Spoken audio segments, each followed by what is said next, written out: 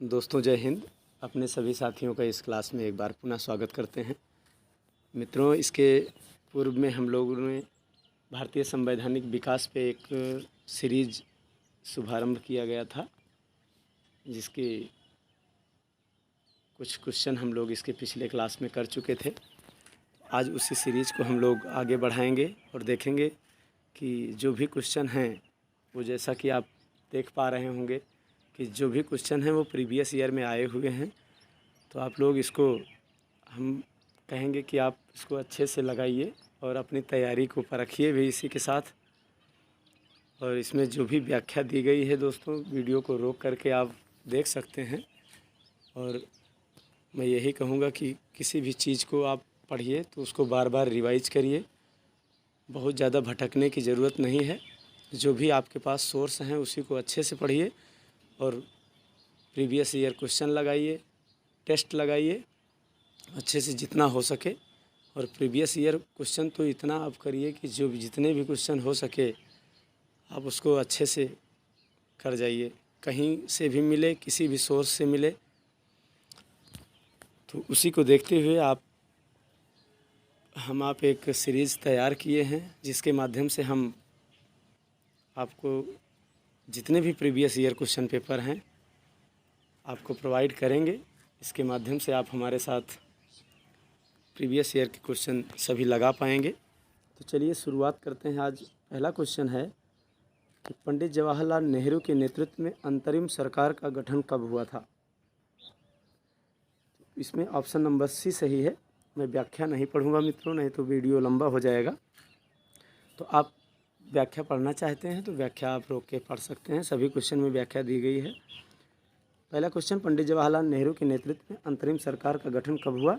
तो option C, सितंबर 1946। Next question चलेंगे हम लोग, देखेंगे। नेक्स्ट क्वेश्चन में कुछ अधिनियम दिए गए हैं, भारतीय परिषद अधिनियम दिए गए हैं और उससे संबंधित कुछ इंपॉर्टेंट बातें दी गई हैं, उसी को मिलान करना है।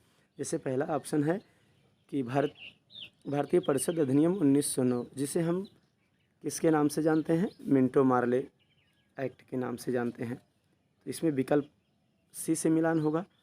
बी में आपका दिया गया है भारत शासन अधिनियम 1935, जो कि किससे संबंधित है, प्रांतीय स्वायत्तता से। लखनऊ समझौता आप सभी लोग जानते होंगे 1916 में हुआ था। भारत शासन अधिनियम द्विशासन पद्धति का आरंभ हुआ था, जिसे हम लोग द्वैध शासन के नाम से भी जानते हैं। तो इस प्रकार हमारा विकल्प डी राइट आंसर होगा। ठीक, नेक्स्ट क्वेश्चन चलेंगे। क्वेश्चन के कंटेंट कैसे हैं दोस्तों, क्वेश्चन कैसे हैं इसको आप कमेंट ज़रूर किया करें। नेक्स्ट क्वेश्चन है आपका 24, माउंटबेटन योजना आधार बनी। माउंटबेटन योजना 3 जून 1947 को लॉर्ड माउंटबेटन ने एक योजना प्रस्तुत की थी। वो किसका आधार बना था। तो ऑप्शन सी सही है, देश के विभाजन का, जिसके माध्यम से भारत और पाकिस्तान 2 देश बनाए गए थे। ठीक, नेक्स्ट क्वेश्चन है आपका क्वेश्चन नंबर 24। क्वेश्चन नंबर 24 में भी आपको मिलान के लिए दिया गया है, कुछ परिषद अधिनियम हैं और प्रमुख उसके प्रावधान हैं। तो पहले है आपका भारत परिषद अधिनियम 1892। ये इससे आप क्या अडॉप्ट किया गया था, तो व्यवस्थापिका के सदस्यों को प्रश्न पूछने का अधिकार दिया गया था। 1892 अधिनियम से क्या दिया गया था, व्यवस्थापिका के सदस्यों को प्रश्न पूछने का अधिकार। और बी विकल्प में दिया गया है भारतीय परिषद अधिनियम 1909। 1909 से प्रांतीय व्यवस्थापिकाओं को में गैर सरकारी बहुमत प्रदान किया गया था। सी में आपका भारत शासन अधिनियम 1919, इससे आपको द्विसदनात्मक केंद्रीय व्यवस्थापिका।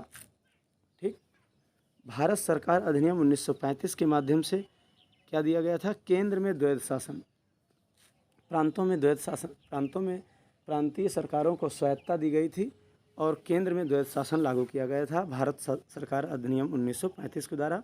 तो इस तरह हमारा विकल्प बी इज राइट आंसर। ठीक, नेक्स्ट क्वेश्चन थोड़ा सा तेज़ी से हम लोग देखते हुए चलेंगे। नेक्स्ट क्वेश्चन 26 हम लोग देखेंगे।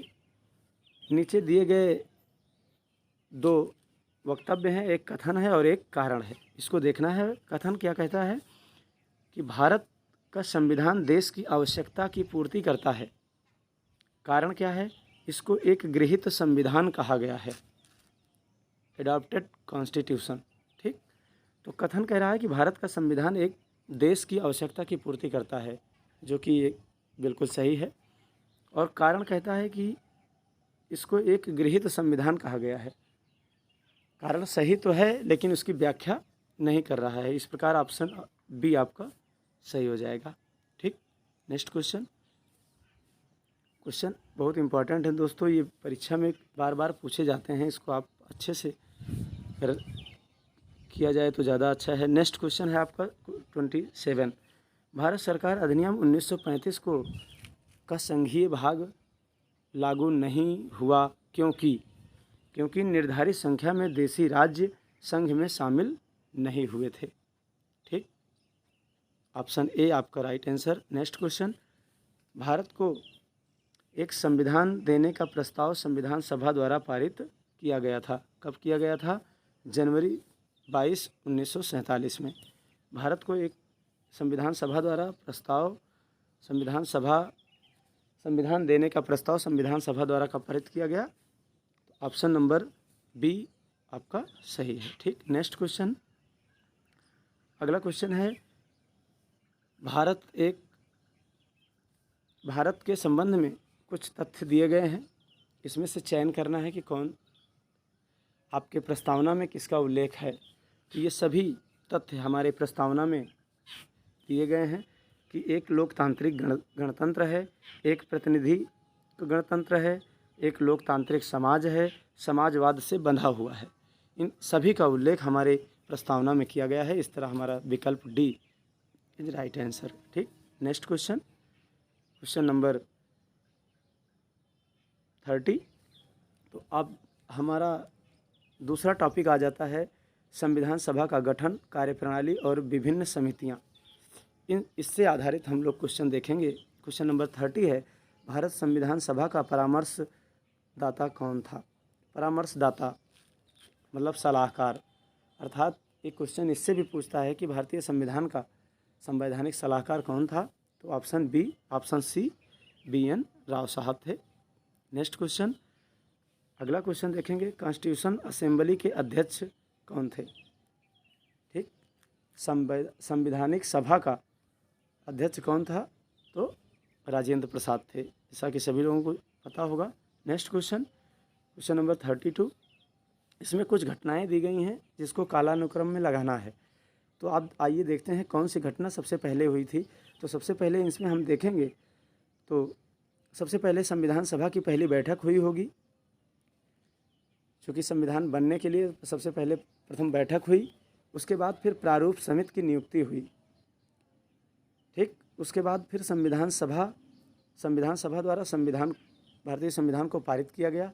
उसके बाद भारतीय संविधान के लागू होने की तिथि। ठीक, तो इस तरह जो विकल्प होगा हमारा ऑप्शन डी सही होगा। ठीक, नेक्स्ट क्वेश्चन। उसकी तिथियां दी गई हैं दोस्तों, इसको आप लोग देख लीजिएगा। नेक्स्ट क्वेश्चन है क्वेश्चन नंबर 33। इसमें दिया गया है 1946 में गठित संविधान सभा के बारे में कौन सा कथन सही है?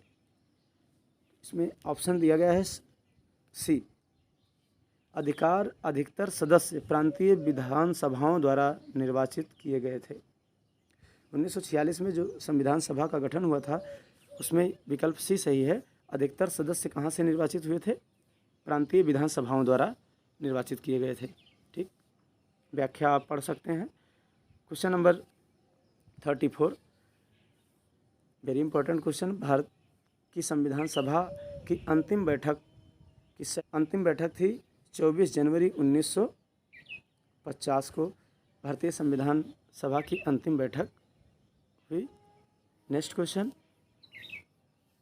अगला क्वेश्चन हम लोग देखेंगे। नेक्स्ट क्वेश्चन है 35। भारत की संविधान सभा का गठन कब हुआ? गठन किया गया किसके आधार पर? कैबिनेट मिशन योजना। ठीक, कैबिनेट मिशन योजना के आधार पर हमारे भारतीय संविधान सभा का गठन किया गया। नेक्स्ट क्वेश्चन, कैबिनेट मिशन द्वारा प्रस्तावित अंतरिम सरकार में कुल कितने सदस्य थे? 14 सदस्य थे। ठीक, सदस्यों के नाम नीचे दिए गए हैं, आप पढ़ सकते हैं। क्वेश्चन नंबर 37, कैबिनेट मिशन योजना 1946 भारत के लिए प्रस्तावित किया। 1946 द्वारा क्या प्रस्ताव हुआ? कमज़ोर केंद्र सहित संघात्मक सरकार। ठीक, अर्थात कि जो विशेष शक्तियां हैं वो केंद्र में निहित होंगी। कमज़ोर केंद्र सहित संघात्मक सरकार। नेक्स्ट क्वेश्चन, निम्नलिखित में से कौन संविधान सभा का एक गैर कांग्रेसी सदस्य था? वेरी इंपॉर्टेंट क्वेश्चन है। इसमें सभी सदस्यों के नाम दिए गए हैं। देखिए, ऑप्शन ए में JB कृपलानी, ऑप्शन बी में अम्बेडकर, KM मुंशी और TT कृष्णमाचारी। तो जैसा कि आप सभी लोगों को पता भी होगा, डॉक्टर अम्बेडकर साहब जो संविधान सभा में एक गैर कांग्रेसी सदस्य थे, जो कि नेक्स्ट क्वेश्चन है आपका, थोड़ा सा इसकी स्कैनिंग थोड़ा अच्छा नहीं है दोस्तों, इसको कंप्रोमाइज़ करना पड़ेगा आप लोगों को। नेक्स्ट क्वेश्चन है, मैं पढ़ रहा हूँ, आप लोग सुन सकते हैं। निम्नलिखित में से कौन से दल का प्रतिनिधित्व भारत के संविधान निर्मात्री सभा में नहीं था? अर्थात संविधान निर्मात्री सभा में कौन सा दल भाग नहीं लिया था? तो पहला है लिबरल पार्टी, ऑप्शन ए आपका सही है। ठीक, नेक्स्ट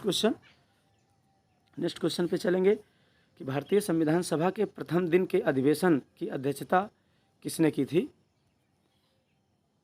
भारतीय संविधान सभा के प्रथम दिन के अधिवेशन की अध्यक्षता किसने की थी? प्रथम दिन की अध्यक्षता कौन किया था? सच्चिदानंद सिन्हा द्वारा प्रथम दिन की अध्यक्षता की गई थी। उसके बाद में डॉक्टर राजेंद्र प्रसाद को अध्यक्ष बना दिया गया। नेक्स्ट क्वेश्चन, संविधान सभा की प्रांतीय संविधान समिति का अध्यक्ष कौन था?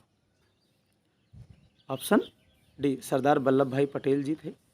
ठीक, नेक्स्ट क्वेश्चन, जिसमें सभी समितियां दी गई हैं, सभी समितियों के अध्यक्ष दिए गए हैं, आप पढ़ सकते हैं। नेक्स्ट क्वेश्चन है आपका, संविधान सभा का संवैधानिक सलाहकार किसे नियुक्त किया गया?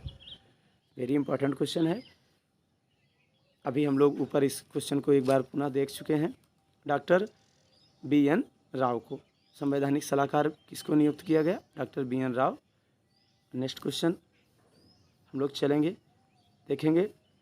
नेक्स्ट क्वेश्चन है 43, संविधान निर्मात्री परिषद की झंडा समिति के अध्यक्ष कौन थे? थोड़ा सा स्पष्ट कम दिख रहा होगा दोस्तों, मैं बोल रहा हूँ, आप सुन सकते हैं। 43 क्वेश्चन है, संविधान निर्मात्री परिषद की झंडा समिति के अध्यक्ष कौन थे? तो doctor Rajendra Prasad, option B सही है इसमें। डॉक्टर राजेंद्र प्रसाद झंडा समिति के अध्यक्ष बनाए गए थे। नेक्स्ट क्वेश्चन है कि भारतीय नागरिकों के मूल अधिकारों का अंतिम रूप देने के लिए संविधान निर्मात्री सभा द्वारा नियुक्त समिति के अध्यक्ष कौन थे? फिर से क्वेश्चन पढ़ दे रहे हैं हम, सुन सकते हैं। भारतीय नागरिकों के मूल अधिकारों को अंतिम रूप देने के लिए संविधान निर्मात्री सभा द्वारा नियुक्त समिति के अध्यक्ष कौन थे? ये भी आपका ऑप्शन सी होगा, विकल्प ऑप्शन सी सरदार वल्लभ भाई पटेल जी थे। ठीक, नेक्स्ट क्वेश्चन नंबर 45, भारतीय संविधान को संविधान सभा द्वारा अंगीकृत किया गया। कब अंगीकृत किया गया? जैसा कि प्रस्तावना में हम लोग पढ़ते भी हैं, कब अंगीकृत किया गया? ऑप्शन ए 26 नवंबर 1949 को। ठीक, नेक्स्ट क्वेश्चन नंबर 46, भारत को एक संविधान देने का प्रस्ताव संविधान सभा द्वारा पारित किया गया। कब पारित किया गया? ऑप्शन बी 22 जनवरी 1947 को। भारत को एक संविधान देने का प्रस्ताव संविधान सभा द्वारा कब पारित किया गया? 22 जनवरी 1947। नेक्स्ट क्वेश्चन 47, इंपॉर्टेंट क्वेश्चन, भारतीय संविधान के विषय में निम्न कथन किसका है? देखिए, एक कथन दिया गया है जो कि बहुत अच्छा कथन है। भारतीय संविधान अधिक कठोर तथा अधिक लचीले के मध्य एक अच्छा संतुलन स्थापित करता है। किसका कथन है? KC वियर का। ठीक, वेरी इंपॉर्टेंट क्वेश्चन है। इसी तरह के क्वेश्चन कथन कई बार एग्जाम में पूछ लिए जाते हैं। क्वेश्चन नंबर 48, निम्नलिखित कथनों में से कौन सा एक सही नहीं है? तो आप सभी कथन पढ़ सकते हैं। इसमें आपका विकल्प डी सही नहीं है। संविधान के अंतर्गत मूल अधिकारों का संरक्षक भारत का राष्ट्रपति है, जो कि गलत कथन है। कौन है मूल अधिकारों का संरक्षक? सर्वोच्च न्यायालय को भारतीय संविधान में मूल संरक्षक माना गया है। ठीक, नेक्स्ट क्वेश्चन, क्वेश्चन नंबर 49, किसने कहा था संविधान सभा कांग्रेस थी, कांग्रेस भारत था? बहुत इंपॉर्टेंट कथन है। किसने कहा था? ऑस्टिन ने। संविधान सभा कांग्रेस थी और कांग्रेस भारत था। किसका कथन है? ऑस्टिन का कथन है। Option A is right answer. Next question, question number 50, इनमें से कौन भारत का प्रथम कानून मंत्री था? बहुत इंपॉर्टेंट क्वेश्चन है दोस्तों। B.R. अम्बेडकर साहब को फर्स्ट कानून मंत्री बनाया गया था। नेक्स्ट क्वेश्चन, क्वेश्चन नंबर 51, भारतीय संविधान सभा में कुल कितनी महिला सदस्य थी? कितनी थी? 15 महिला सदस्य थी इसमें, और सभी के नाम व्याख्या में दिए गए हैं। आप रोक करके वीडियो पढ़ सकते हैं। नेक्स्ट क्वेश्चन, संविधान सभा में संविधान का तृतीय वाचन कब प्रारंभ हुआ? 14 नवंबर 1949 को। संविधान सभा में भारतीय संविधान का तृतीय वाचन 14 नवंबर 1949 को प्रारंभ हुआ। ठीक,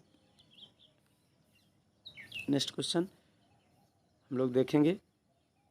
तो इस तरह दोस्तों आज हम लोग 52 क्वेश्चन देखे हैं, और नेक्स्ट टॉपिक है संविधान पर विदेशी प्रभाव। अर्थात हमारे संविधान को जब का निर्माण किया जा रहा था तो विभिन्न देशों के संविधानों से कुछ चीज़ें अडॉप्ट की गई थी।